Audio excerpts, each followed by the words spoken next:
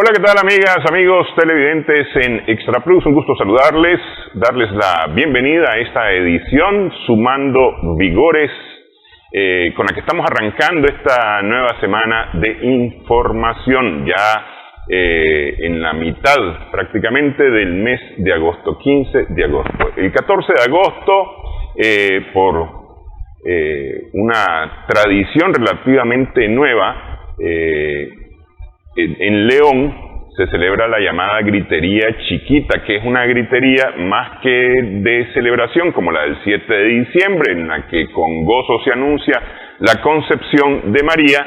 En esta, con motivo de la Asunción de María, el 15 de agosto, hace varios años, durante una erupción del volcán Cerro Negro, decidió la iglesia sacar en procesión a la Virgen para pedir que concluyera o que terminara la erupción que estaba causando estragos en la ciudad de León.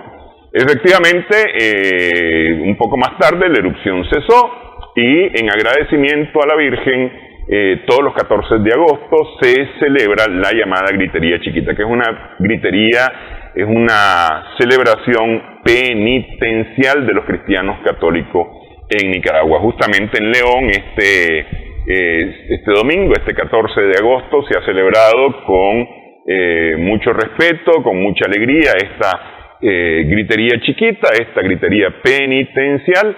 La Catedral de León, que está dedicada justamente a la Asunción de María, fue celebrada o se vistió de colores muy bonitos, con una enorme cantidad de gente fuera de la catedral. A las 6 de la tarde, por lo menos yo estuve al mediodía, y lo que era el repique fue bastante pobre. Los leoneses saben que el repique en León es una cosa de mucha pólvora, ¿no? Pero a las 12 del día fue bastante pobre. Sin embargo, a las 6 de la tarde sí estuvo bien nutrido el repique, además de los colores sobre la catedral. Una celebración muy importante en la víspera de la Asunción de María, que es el dogma de fe católico cristiano, mediante el cual se considera que María, la Madre de Jesús, subió al cielo en cuerpo y alma, una gracia que solamente había tenido Jesús. Y esto es lo que se celebra este 15 de agosto. Para hablar acerca de religiosidad en Nicaragua está con nosotros Guillermo Gómez Santibáñez, sociólogo. Muchas gracias por estar con nosotros.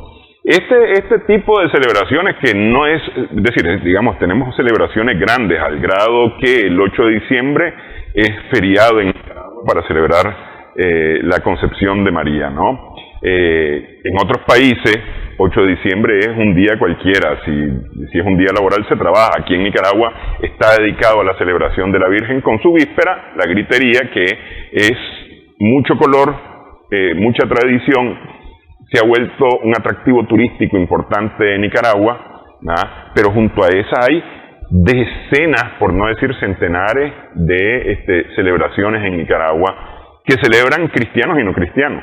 Así es, sí. Así es. Esto es una expresión muy propia, muy nuestra de nuestros pueblos latinoamericanos, que desde su propia experiencia como pueblos originarios fueron evangelizados por la Iglesia Católica, que acompañó los procesos civilizatorios y que en América Latina, junto con imponer la espada del conquistador colonialista, pusieron también la cruz.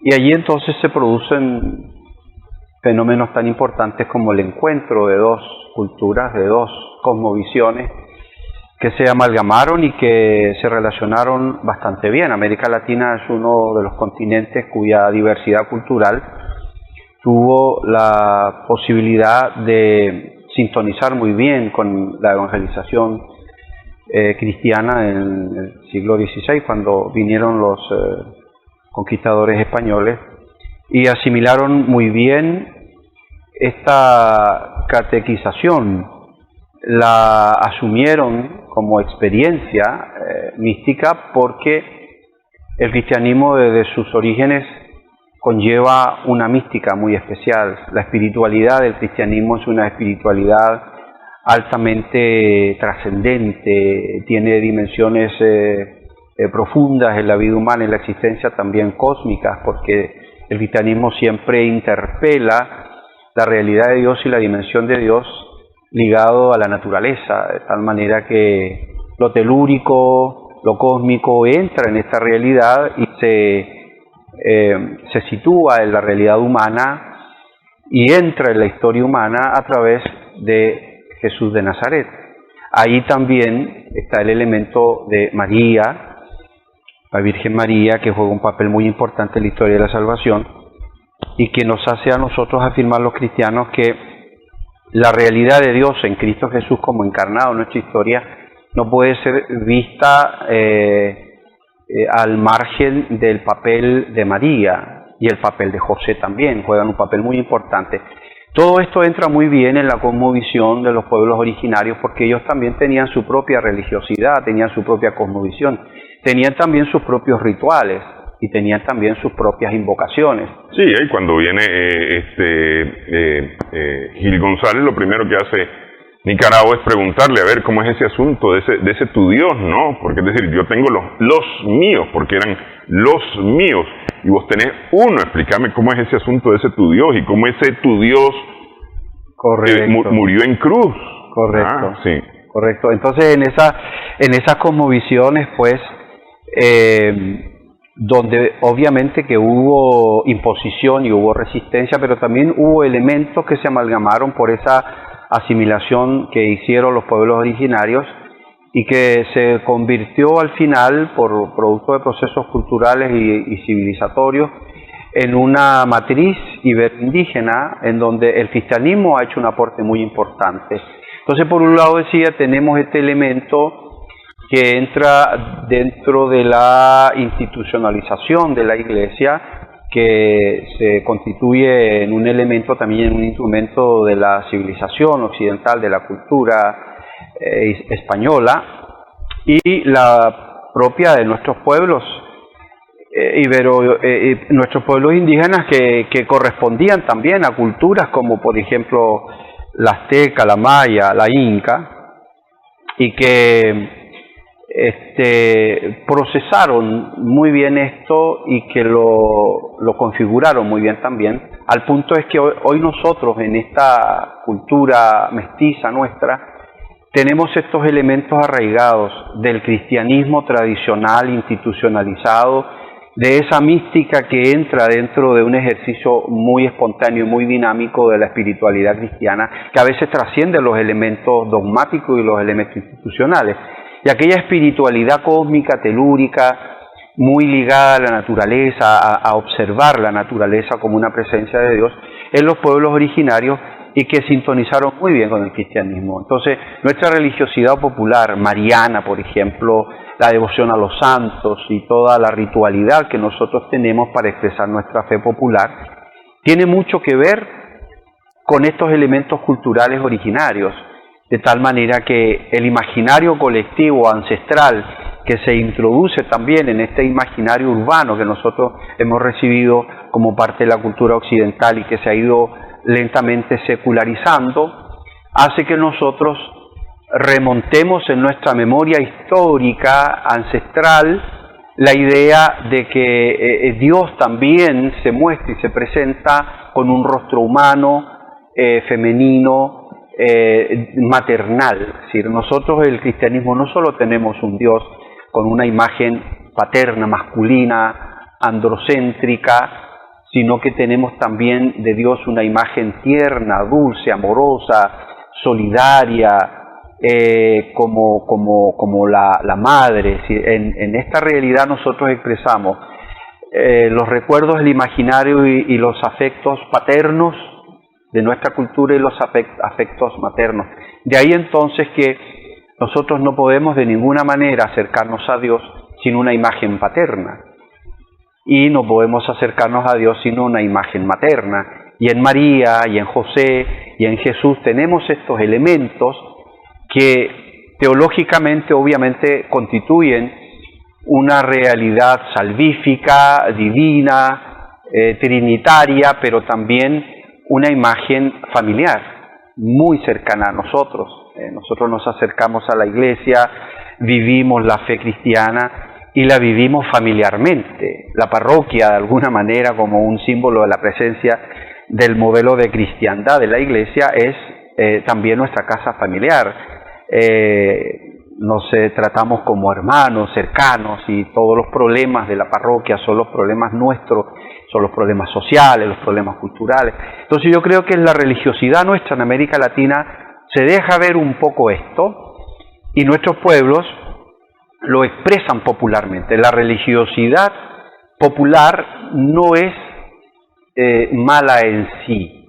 Algunos le dan un sentido estereotipado, medio así peyorativo, en el sentido de que distorsionarían de alguna manera la esencia de la fe. De ningún modo, de ningún modo. La religiosidad es la expresión del pueblo que libre y espontáneamente expresa su fe. Cuando la institucionalización de la fe a través de una estructura rígida y dogmática no permite que la gente se exprese libre y espontáneamente, porque a veces nuestra gente con bajos niveles culturales no son capaces de incorporar en sus elementos racionales y cognitivos toda la dogmática de la Iglesia que nos ha acompañado por 2000 años y que allí están constituidos nuestros credos, nuestras oraciones, todas las instituciones, todo el magisterio de la Iglesia, muy riquísimo, muy importante, pero que la expresión popular muchas veces no los alcanza a entender, a comprender, y los lleva de una manera muy espontánea. Ahí vería yo dos motivos, tal vez. Primero, bueno, en los últimos 500 años, el sincretismo de nuestras costumbres originarias, con las costumbres del colonizador, que viene y nos dice que no hay muchos dioses como nosotros creíamos que hay uno solo, y entonces nos imponen a ese Dios y nos vuelven cristianos y terminamos aceptando ser cristianos, pero seguimos con las costumbres, porque además, es decir, esto era alegría, esto era color, esto era, es decir, yo no concibo en los pueblos originarios pedir muerte, cuando aquí lo que se pedía era vida. Entonces, y pedirle a un Dios la muerte no era como la costumbre, era pedirle la vida, es decir, que haya cosecha, correcto, que haya lluvia, que tengamos alimento. Eso era lo que se le pedía a los dioses, que no nos vaya a caer un rayo encima, sí, es decir, ese tipo de cosas, que nos vaya bien en el viaje, que nos vaya bien en la batalla, en la cacería, qué sé yo. Eso era lo que se le pedía a los dioses, y nos ponen a un Dios al cual no se le piden esas cosas, se le pide la muerte, de alguna manera, o por lo menos eso es lo que nos mostraron los colonizadores. Entonces hubo que combinar, me parece a mí. Entonces ahí hay un proceso de combinación que es el que nos trae a muchas costumbres que tenemos hoy. Es decir, Santo Domingo, por ejemplo, la celebración de Santo Domingo en Managua es un reflejo de eso. Los huipiles, los colores, la gente que se pinta el cuerpo, que se llena de aceite el cuerpo para pagar promesas, ese tipo de cosas, tienen que ver más con una costumbre más ancestral que el cristianismo que vino aquí hace 500 años. Correcto. Sí, a mí me parece que eso por un lado, y por el otro lado, la iglesia, al menos la iglesia católica, hasta hace poco se reservaba el conocimiento solamente para el conocimiento sobre la fe, ¿no? Solamente para quienes practicaban el sacerdocio como vocación, y las familias llegaban a oír. Me acuerdo que alguien alguna vez me dijo, no, es que vos no podés tocar una Biblia, la Biblia es solamente el sacerdote. Entonces, ¿y cómo voy a saber yo de lo que dice Dios si no toco la Biblia? Si no la abro, si no la leo. Sí. No, es que eso solamente le corresponde al sacerdote. Vos no tenés las manos limpias para tocar la Biblia. Es decir, a veces ese tipo de cosas también hicieron que la gente, buscara, voy a creer, pero voy a creer de esta forma. Así es. Sí.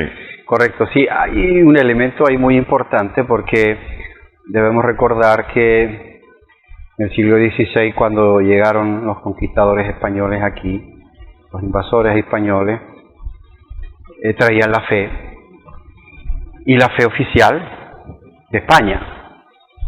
Ellos traen un modelo de iglesia y una cosmovisión cristiana de cristiandad. Entonces, la iglesia era una institución rígida en donde la idea de Dios y la presencia de Dios y el poder de Dios estaba expresado en una institución y en una institución sacramentalizada, de tal forma que Dios se mostraba a través de los sacramentos, y los sacramentos son un elemento importante y un criterio fundamental de pertenencia a la fe y de pertenencia a la iglesia. Uno pertenece a la iglesia por el bautismo, y uno pertenece a la iglesia y se identifica con la iglesia a través del sacramento. Y todo eso se institucionaliza a través de la presencia del sacerdote y de la presencia del obispo, que es el pastor de la iglesia, y la vieja idea pre-Vaticano II, o el concepto teológico pre-Vaticano II, que se revisa y se hace una relectura de eso, en que donde está el obispo está la iglesia, y el laico, el feligrés, solo se limita a oír la misa, a oír la homilía, a recibir los sacramentos y a no tener ninguna actitud crítica y a comportarse de la mejor manera de acuerdo a los cánones de la moral católica y de la piedad católica. La misa, recordamos que se celebra hasta el Vaticano II en latín, Sí. y de espalda al pueblo, de tal manera que la gente tenía un papel muy pasivo. Mucha gente, como no entendía el latín y no entendía la misa, entonces ellos aprovechaban ese espacio para construir su propia espiritualidad e intimidad, y se acercaban entonces a un santo, o se acercaban a un espacio dentro del templo donde allí poder, por ejemplo, hacer sus oraciones. Así nace el rosario, así nace la devoción a los santos, y así nacen también dentro del templo los espacios sacros en donde la gente allí va y hace sus devociones y sus peticiones. Independientemente a que que esté la misa oficial, por ejemplo, la gente está allí, está también el confesionario donde se puede confesar. Todos esos elementos obviamente tienen también un cambio a partir del Concilio Vaticano II. La misa se hace ya en el lenguaje del pueblo, la gente comienza a entender mucho más, pero la religiosidad que fue quedando producto de estos procesos se fueron radicalizando más en la cultura del pueblo, arraigando más en el pueblo, y el pueblo fue expresando también sus propias tradiciones y mezclando sus costumbres, sus valores y sus tradiciones, que le fueron dando una riqueza enorme a la religiosidad popular. El Concilio Vaticano II lo valora enormemente, y la lectura de estos elementos renovadores y reformadores, los obispos de América Latina en los distintos en las conferencias episcopales de América Latina, lo fueron convirtiendo en una práctica, de tal manera que los documentos del Concilio Vaticano II, que son reformadores de la Iglesia, se traducen en América Latina en una espiritualidad más nuestra, más criolla, más popular. Están los documentos de Puebla, por ejemplo. Correcto. Entonces, Medellín marca una pauta muy importante, luego viene una serie de otros, hasta el último que nosotros tuvimos en Aparecida, en donde la Iglesia en América Latina sigue marcando líneas pastorales en donde se respeta la religiosidad popular, se respetan toda la iconografía latinoamericana, digamos, todo el imaginario religioso también propio nuestro, en donde tenemos nuestra fiesta, tenemos nuestra efeméride, todo eso se sigue respetando. Y Nicaragua es un ejemplo muy vívido de todos estos elementos, todas las fiestas que nosotros tenemos, fiestas patronales, qué sé yo, todos estos elementos como los que acabamos de ver en estos días, reflejan precisamente esta riqueza nuestra. Y la Iglesia los ha ido acompañando, la Iglesia no los ha negado, no los ha eliminado, sino que los ha ido acompañando. Y cada uno de nosotros se siente llamado a estas distintas devociones en las que nosotros podemos invocar a un santo o invocar a la Virgen María en las distintas advocaciones, por ejemplo, como esta que estamos celebrando ahora, la Gritería Chiquita, y como otras que vamos a tener en el transcurso de este segundo semestre, por ejemplo. Sí. Pero esos elementos son importantes.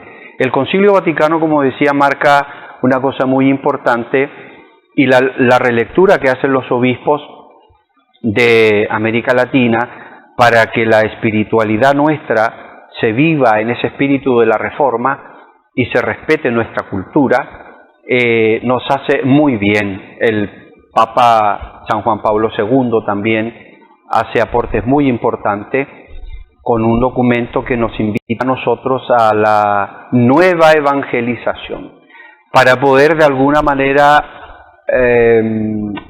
redimir aquellos actos tan sangrientos y tan genocidas que vivimos, que por el empeño de poder conquistar y poder responder a la corona española con un premio, ¿no es cierto?, se sacrificaron culturas completas aquí, y se impuso una fe que luego, con el correr de los siglos y hasta ahora, nosotros hemos visto reformas, hemos visto modificaciones, hemos visto más respeto hacia los pueblos originarios y hacia la fe popular. Pero Juan Pablo II fue muy tímido en ese sentido. Me parece que ha sido como más valiente el Papa Francisco, que ha hecho unos reconocimientos mucho más fuertes, digamos, es decir, pedir perdón, ahorita con lo de Canadá, por ejemplo, pedir perdón por la colonia, es decir, por las barbaridades que se hicieron en el nombre de Dios durante la colonia. Ese tipo de cosas, me parece que ha hecho algunas más el Papa Francisco que Juan Pablo II, sí. ¿Verdad? Vamos a hacer una pausa. Estamos hablando acerca de religiosidad en Nicaragua. Regresamos en breve, Sumando Vigor.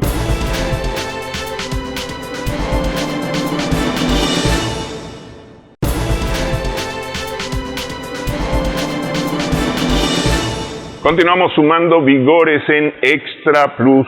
Estamos conversando a propósito de las celebraciones este domingo, este lunes, dedicada a la Virgen María, la Gritería Chiquita en León, la Asunción de María este 15 de agosto, acerca de la religiosidad en Nicaragua.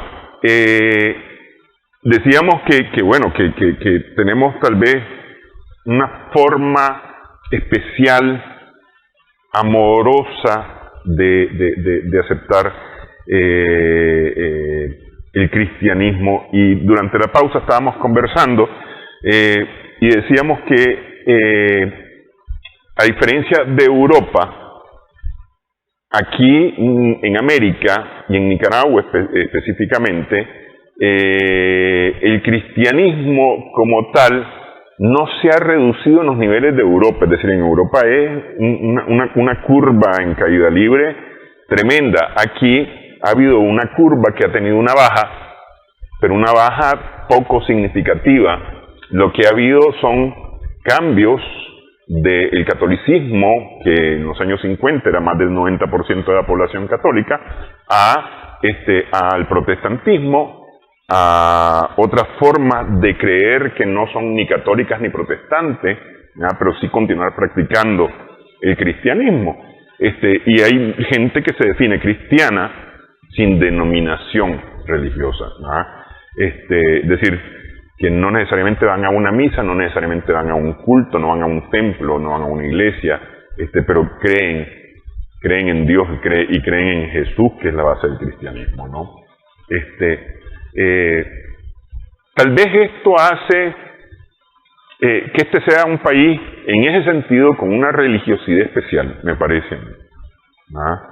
Porque es una religiosidad de una conexión directa con Dios, con Jesús, con la Virgen, para los que creen en la Virgen, ¿ah? Con los santos, que no pasa tal vez por otros intermediarios. Sí, así es.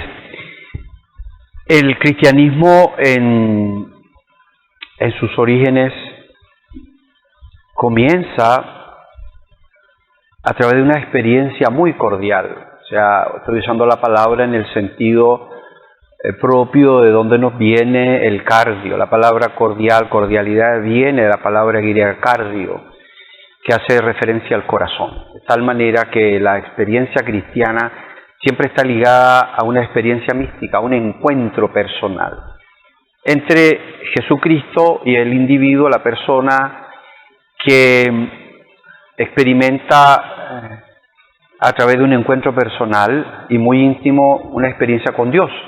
En el fondo, la experiencia con Jesucristo es una experiencia con Dios, una experiencia mística siempre, y es una experiencia de encuentro, y de encuentro con otra persona, no es con un objeto que yo puedo manejar y manipular, ni tampoco es con un ente, es con una persona, Jesús de Nazaret, ubicado en un tiempo y un espacio.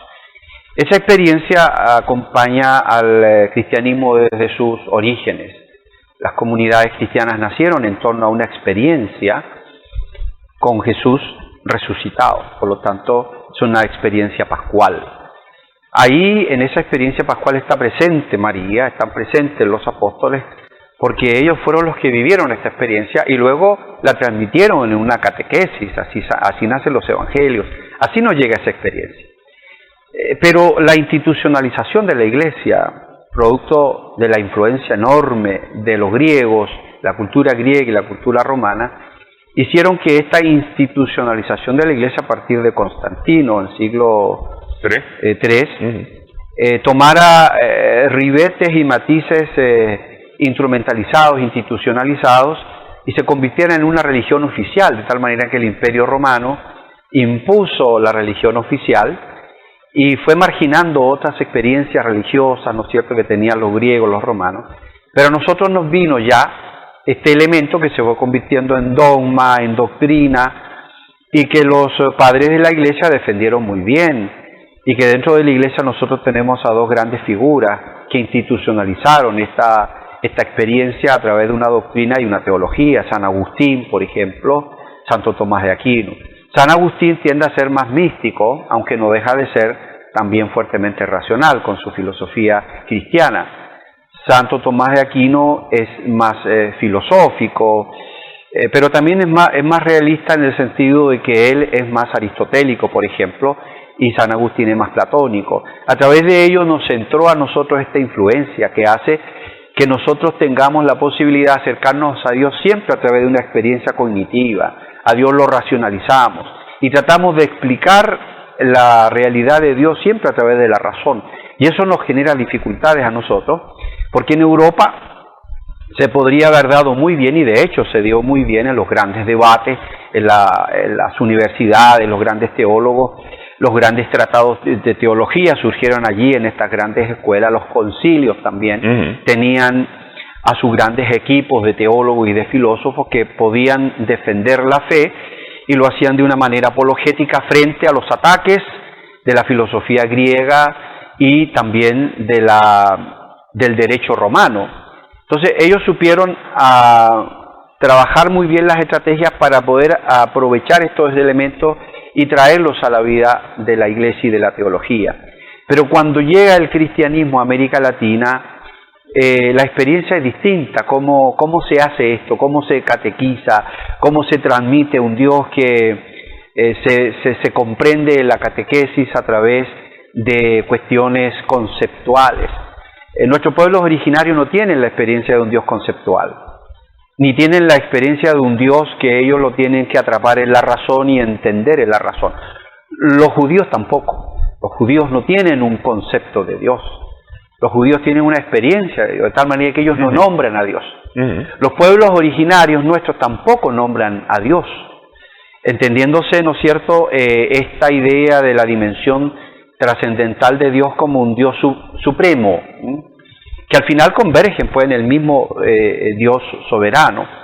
Los pueblos del sur, hace poco estaba viendo en un video que circula en las redes sobre una de las pocas sobrevivientes que hay de la cultura cahuasca en el sur de Chile, en donde a ella le hacen decir en su dialecto distintas palabras nuestras, pero cuando llega a la palabra Dios, ella queda muda y dice, no tenemos palabra para Dios, no lo nombramos. Como hay otros conceptos también de la propiedad privada que no existen en el lenguaje de ellos, o lo mío, entonces en ellos solo existe el lenguaje de lo comunitario y del Dios siempre como otro, totalmente distinto, superior. En la idea teológica bíblica del judaísmo, igual, Dios es el otro, ellos lo nombran como Él, no dicen Yahvé, no dicen Dios. Ante Dios se guarda silencio, ante Dios hay una actitud contemplativa. Entonces, nosotros tenemos muchos de esos elementos en nuestra religiosidad popular. La gente que guarda silencio, en actitud contemplativa, devota, es eso. Ahora, el otro elemento que entra aquí a conjugar muy bien es el elemento festivo. La religiosidad popular nuestra es altamente festiva, es de cantar, es de bailar, es de comer, porque en la comida y en el baile se expresa el sentido comunitario. Es que es de compartir. Correcto, y de hecho nuestra liturgia es festiva, nuestra liturgia es una fiesta, nuestra liturgia es celebrativa, el judío danza.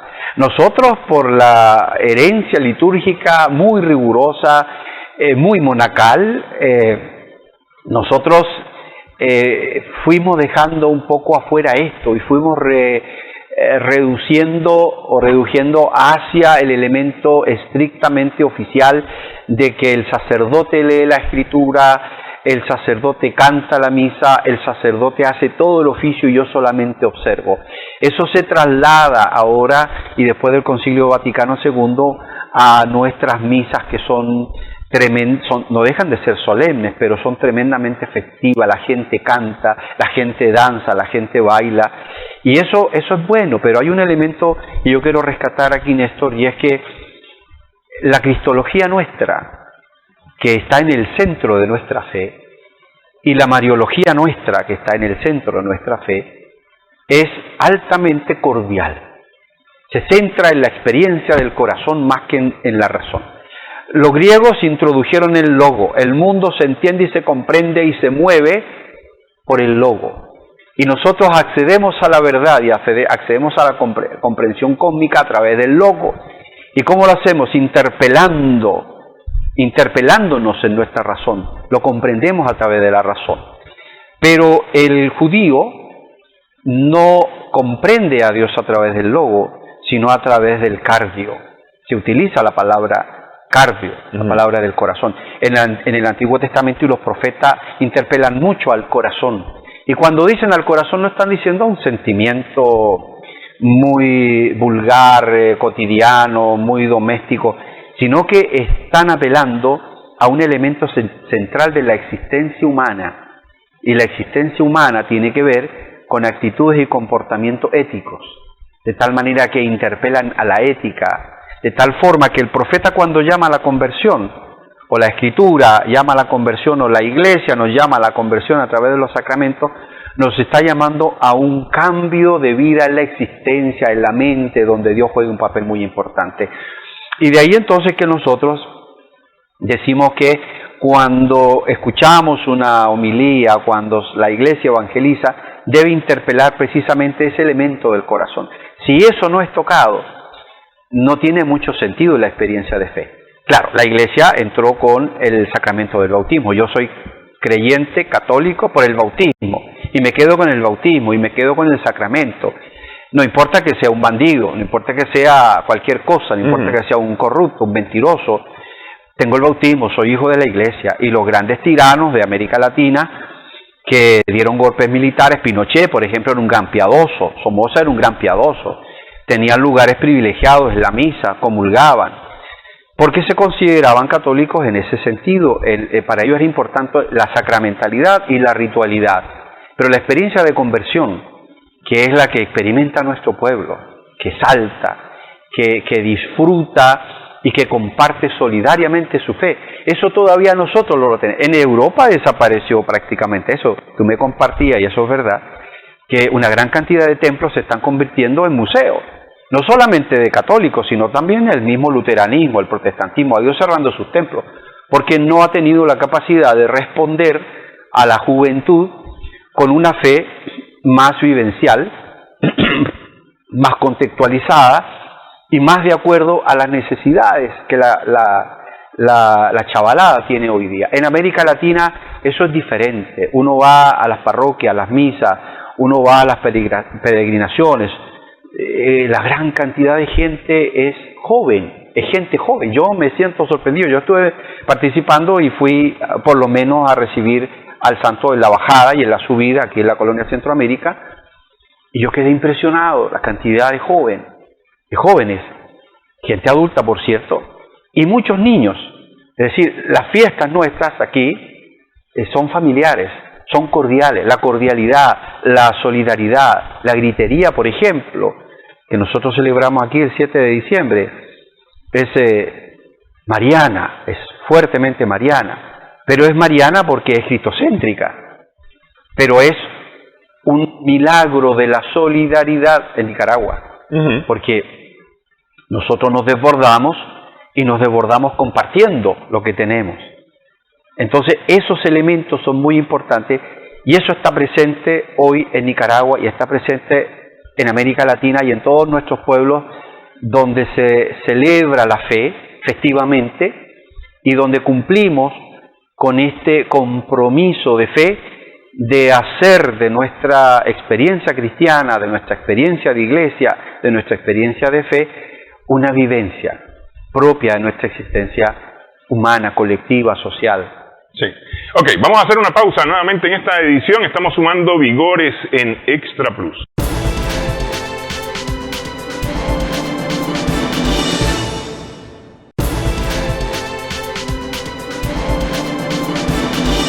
Continuamos sumando vigores en Extra Plus.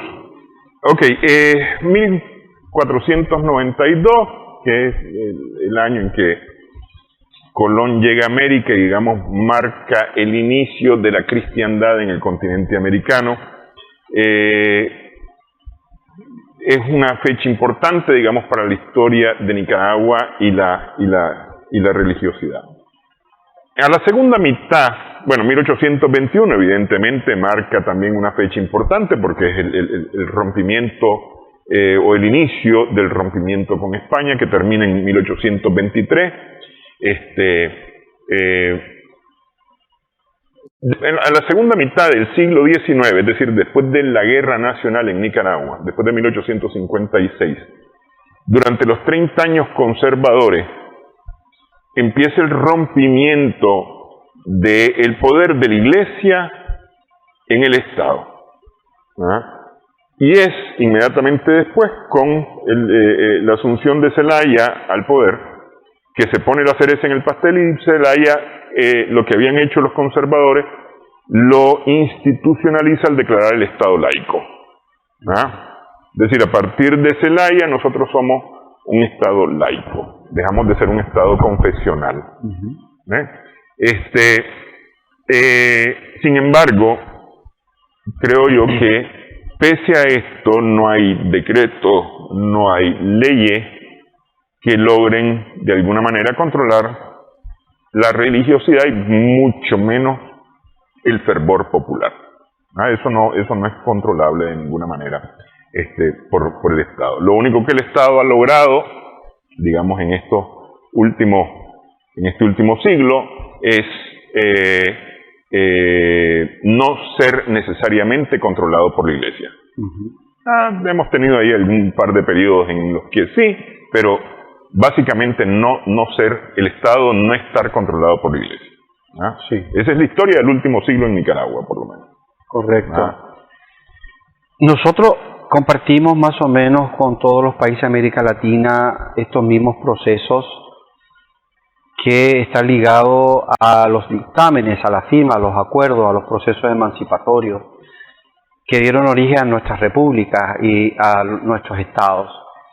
Estos procesos marcan un distanciamiento porque obviamente las sociedades van cambiando, se van modernizando y se van reconfigurando dentro de estructuras sociales, políticas y culturales en donde la Iglesia no tenga el absoluto control y el absoluto dominio, porque los tiempos van cambiando. Y estos son un poco elementos que vienen de la Europa moderna, en donde los procesos secularizadores se adelantaron mucho antes de que sucedieran aquí, por ejemplo, los dictámenes republicanos, pues, que dieron origen a nuestros estados.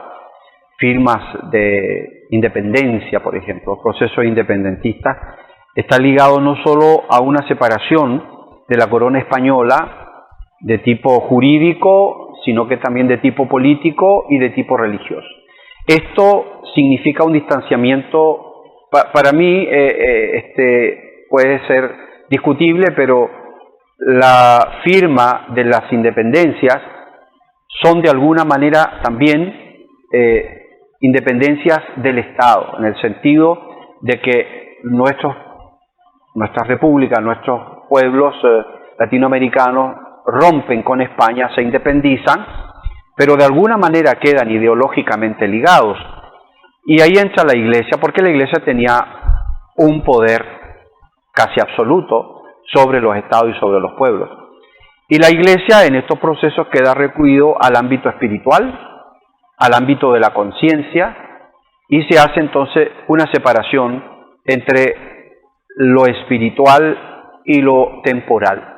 Lo temporal corresponde al Estado, a la política, y esa es tarea de los laicos. Y lo espiritual queda ligado a la Iglesia, al poder religioso representado en el clero, en los obispos, y en su máxima autoridad el Papa en Roma. Esos procesos se hicieron de manera muy conciliadora y como parte de etapas que se tenían que dar en América Latina.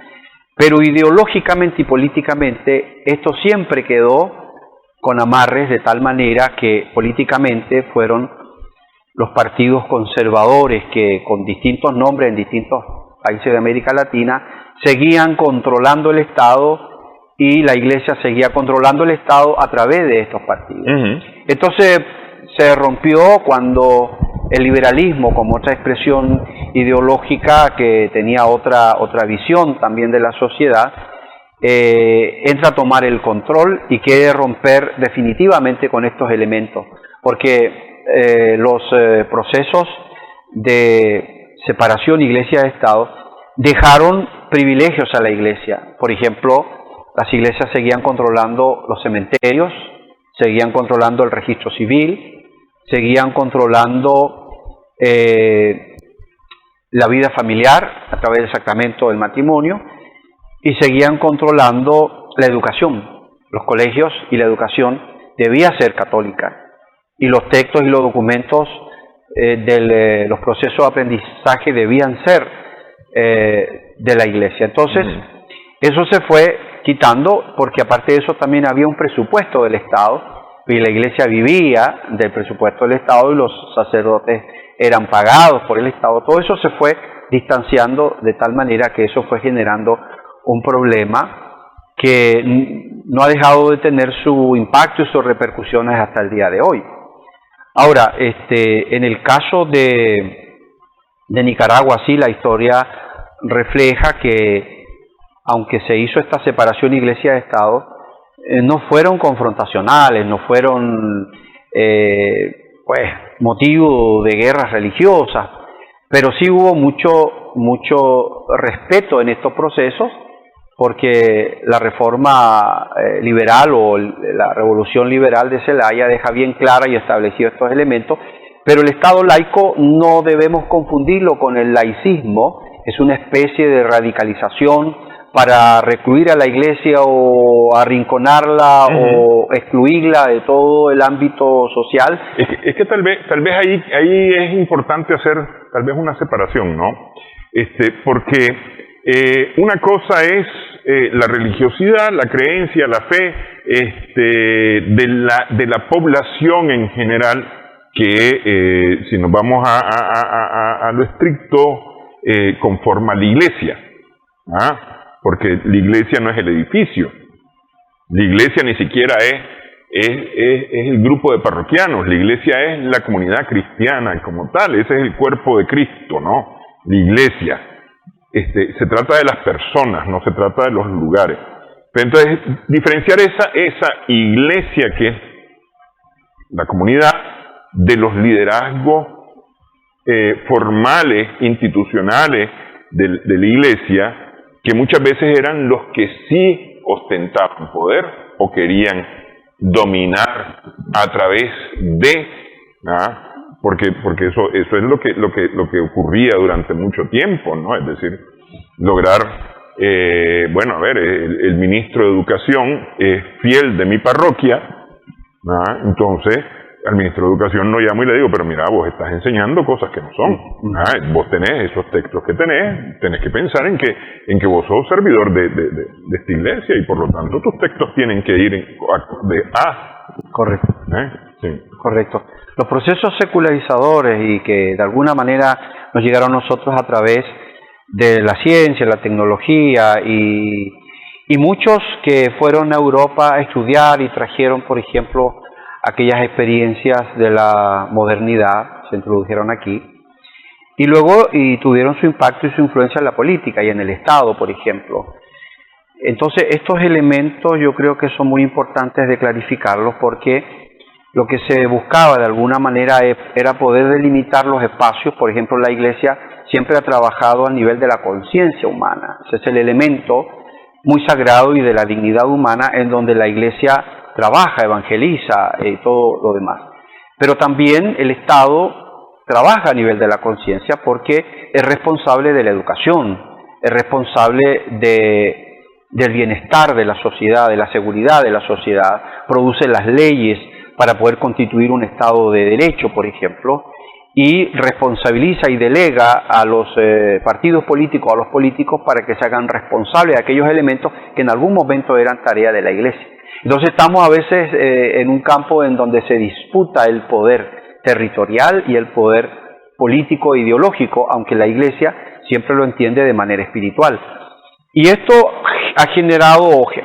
generó y ha generado resistencias, como por ejemplo que movimientos laicistas o laicistas llevaron entonces a que se produjeran ciertos estereotipos o ciertas difamaciones que fueron produciendo en algunos países y en algunas experiencias colectivas persecución, por ejemplo, a la Iglesia. La Iglesia también de alguna manera, aunque no lo visibiliza, pero también ha ejercido mecanismos de persecución hacia aquellos que no respetan, por ejemplo, la doctrina o el dogma de la Iglesia, y lo hace también a su manera. Excluye gente. Nosotros tenemos el concepto de la excomunión, por ejemplo, como un elemento castigador. Tenemos elementos inquisitorios todavía dentro de la Iglesia, amenazantes hacia aquellas personas que, por ejemplo, no respetan a la Iglesia o la doctrina de la Iglesia. Es decir, se dan estos elementos, pero que hoy en la sociedad están claramente delimitados, circunscritos a la ley, circunscritos a un Estado de Derecho, y en la Iglesia circunscritos siempre a la doctrina de la Iglesia, al magisterio, al derecho canónico. Por ejemplo, el sacerdote no puede hacer cualquier cosa que se le ocurra, porque puede violar el Estado de Derecho, puede violar la Constitución política, puede violar también el derecho canónico, puede violar los documentos establecidos en la Iglesia en el magisterio de la Iglesia, por ejemplo. Sí. Entonces, hay espacios que deben ser claramente respetados y delimitados,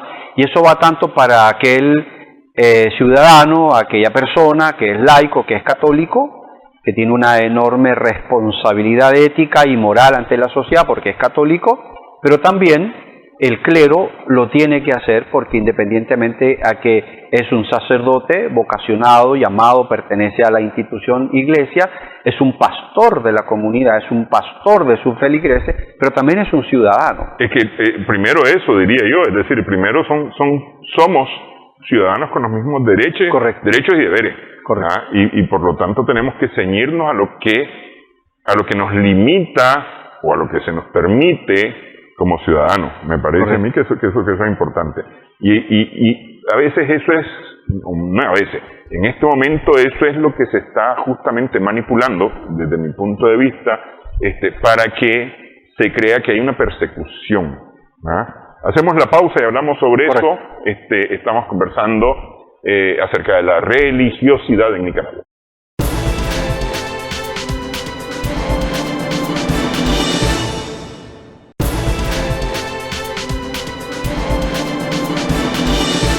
Continuamos sumando vigores en Extra Plus sobre el tema de persecución a la iglesia, supuesta persecución a la iglesia. Tenemos la opinión de Francisco Javier Bautista Lara, que es analista, especialista en seguridad. Me quiero referir a un tema que ha sido durante algún tiempo objeto de manipulación y especulación y actualmente se suma a la campaña de desacreditación y desestabilización que promueven algunos sectores nacionales y extranjeros contra Nicaragua. Y no tiene ninguna base sustentable, simplemente es una orquestación para manipular las emociones y para manipular el sentimiento profundamente religioso y cristiano de los nicaragüenses. Y me refiero a lo que algunos dicen como persecución religiosa. En primer lugar, hay que aclarar que cuando se habla de persecución por razones del oficio, de la ocupación de una persona, por ejemplo, de la creencia religiosa o de cualquier tipo, del sexo, del origen social o étnico por ser de origen indígena o por ser afrodescendiente, etc., tiene que ser una persecución y un ataque institucional y social por esa razón específica. Sobre este concepto de la persecución religiosa contra minorías religiosas y contra cristianos en general, el Papa Francisco ha sido claro al decir que es una persecución que se basa simplemente por practicar una fe, una creencia concreta.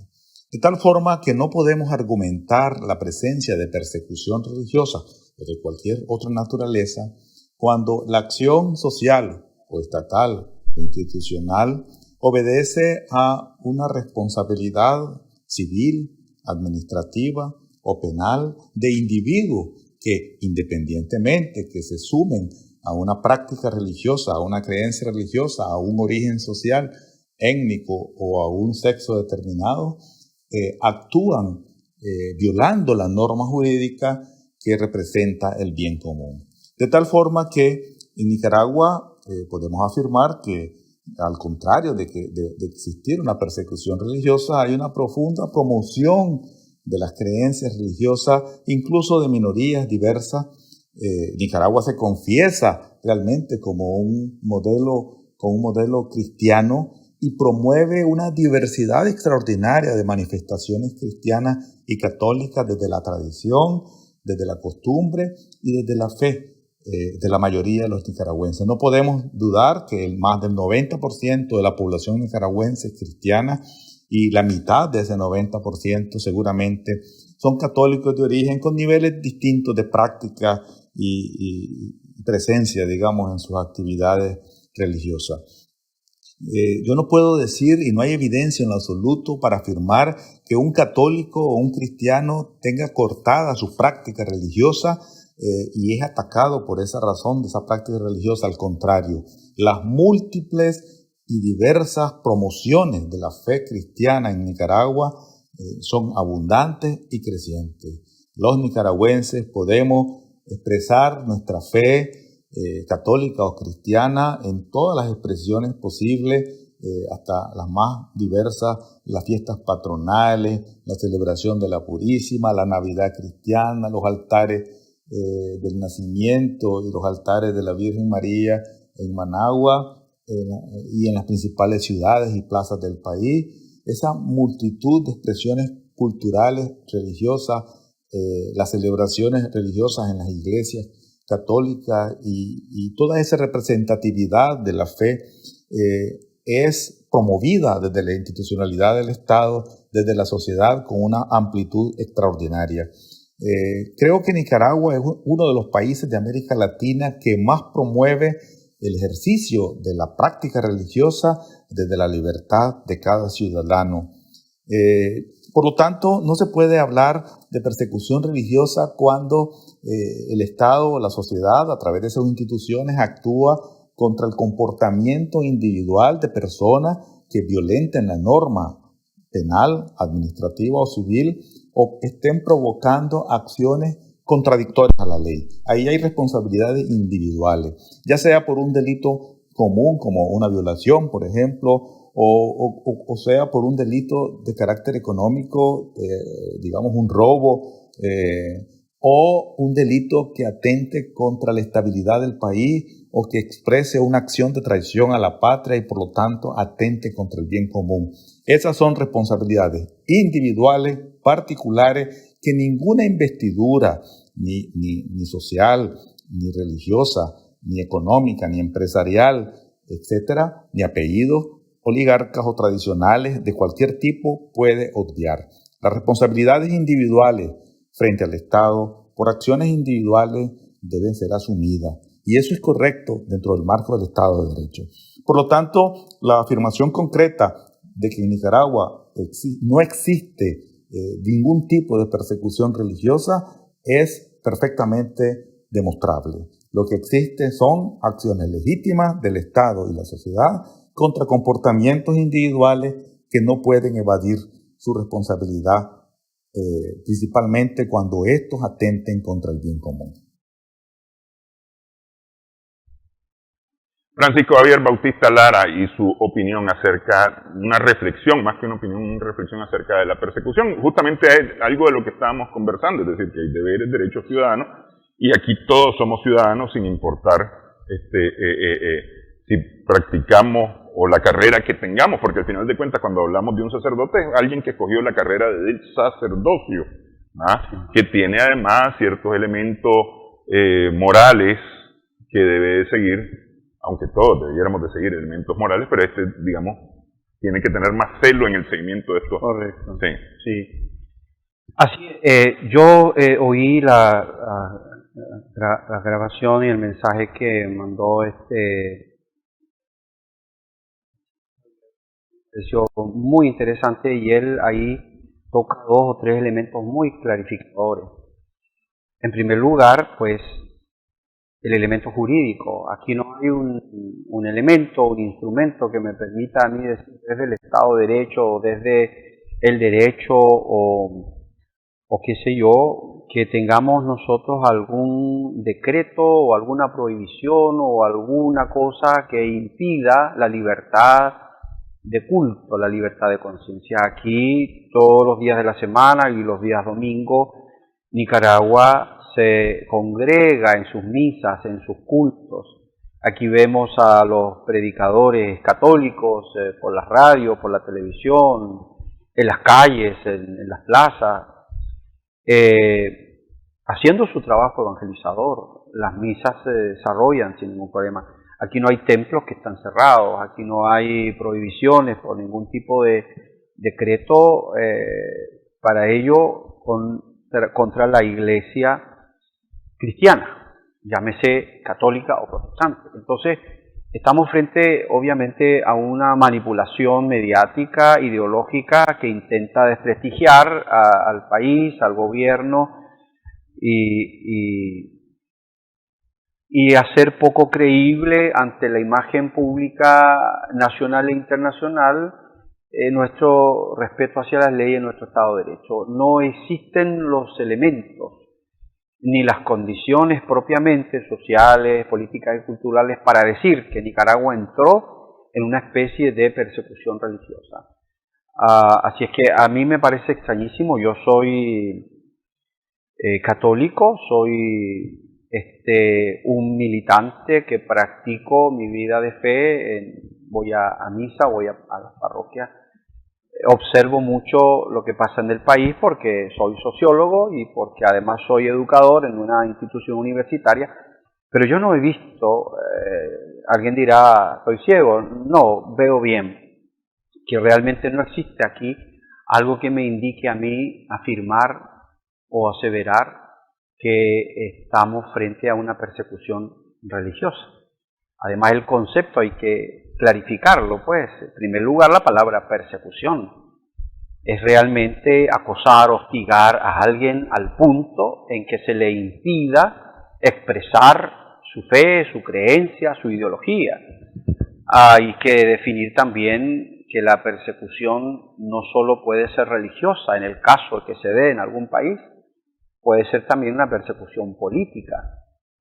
Y la persecución política o religiosa obedece a 12 tipos.